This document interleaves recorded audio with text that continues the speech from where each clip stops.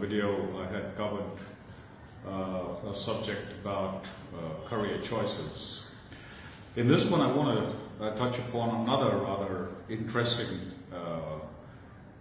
topic, which relates to relationships, and relationships more specifically with in-laws. And getting more specific, it's relationships between mother-in-law, daughter-in-law, or the other way around. There was a survey which was conducted over a few thousand married people, and it was found that almost 70% of women have problems with their mother-in-law. In a country like India, where more often than not, families are thrown together due to economic conditions, children have to, even after marriage, live with their parents. And therefore, a new married couple is thrown in the midst of parents. It was also found that if the husband got along with his mother-in-law in the first year, the chances of that marriage surviving was 20 to 30% much higher. Conversely, if the daughter-in-law got along with her mother-in-law in the first year, the chances of divorce was much higher. And the reason was basically that the girl goes out of her way to try to do things and please the mother-in-law till such time that it comes to a situation when she can take no more, and it just erupts. So I think the critical time in marriages is during the first year of the marriage and during the first pregnancy. You have to be very cautious and very careful during these times. There are a few things that one can really do to make sure that your relationship, when you're forced in a situation to live in a, so to speak, joint family, can be as harmonious as possible. The first thing is to understand that there should be adjustments which are made. You have to make adjustments with each other. After all, when you fell in love with a guy, it was all about him. You got to know him, understand him, whether he fit the bill as per what your requirements were. But more often than not, we forget to find out about family, their likes, their dislikes, their ways and all that. And therefore, when we are thrown suddenly into a situation like this, we are just going around with, what do I do now? So there is a lot of adjustments that need to be done, right? The second thing which is important is we should look for common ground. I'm talking about the daughter-in-law, mother-in-law relationship. The daughter-in-law should be looking for common ground. What is it that my mother-in-law likes? What makes her tick? It could be, for example, the way she has a cup of tea, what kind of music she likes, getting together with her, playing a little game of Monopoly or Scrabble or something, just bonding and trying to get along with each other, right? So you need to look at commonalities that can be shared. The other aspect of it is, in everyone's life, irrespective whether it's mother-in-law, father-in-law, husband, wife, whatever, there will always be issues. Now, we should be mature enough to be able to let go of the smaller issues in life.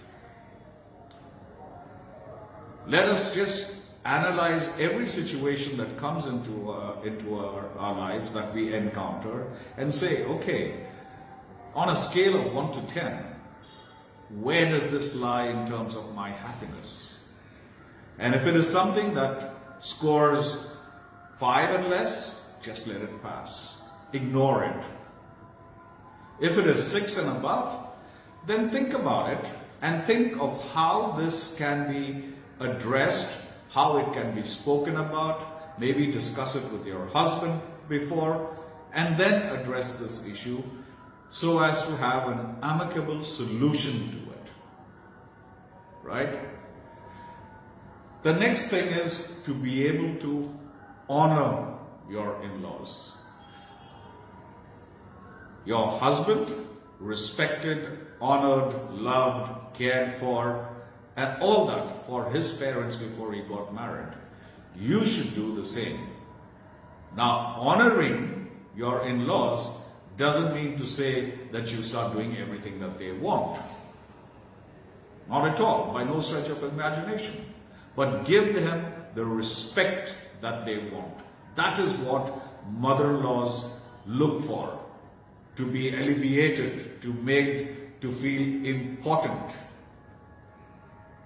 The recognition that they enjoy, the closeness. Do not be too cuddly and all that with your husband in front of your mother-in-law, because that is something that normally doesn't go down too well. Save that for your 4 walls. So, honor them. Lastly, but not the least, I would say that you need to understand the power of being positive. Affirmations. Now, you may not like your mother-in-law, but learn to start saying, I love Mama. I love Mama. I love Mama. I love Mama. I love Mama. And this will become second nature to you. She will start hearing this. She will start feeling good. It will start calming you down in many ways. Right? There will be a lot more closeness. It's the positivity that, a lot of people there might be laughing and saying, I love Mama, I love Mama. No, I'm serious. It's like manifestation of what you want. When you throw this out there, the universe does manifest it. Your mother-in-law will start manifesting this. There is, like I said, your marriages can go any which way. Mother-in-laws will always tend to dilute things when it comes to their fault or escalate matters. Husband has gone to work and come back, and then they'll be all over their sons, you know what, I had to do this, I had to do that, and they'll create a friction where there is no need to. So the husband also in turn has to understand that these things happen in life. And this is where the capability, the ability of listening comes in. Mother-in-laws have to understand that when their kids get married, they are starting a new life of their own. Everybody may necessarily be living under one roof as a joint family, and there should be that much kind of respect with each other. However, having said that, we all need to be able to respect the privacy of each other, the relationship that one shares with each other. My relationship with my husband, my relationship with my kids, my relationship with my in-laws, they all have their own place, their own values, and must be treated like that. More often than not, the issues become big when we start nitpicking, making the smaller issues into larger issues. And that's why I said, if it is so small, it scores less than 5, just let it go. Acceptance, adjustments, finding commonalities between each other. And life can be so beautiful. Even with people just thrown together, life can be beautiful. Interestingly, this is something that I deal with quite often in my coaching. So I thought I'm going to share this with you, right? So that's really it for now, my friends. Continue being happy, be joyful, and stay blessed. Namaskar.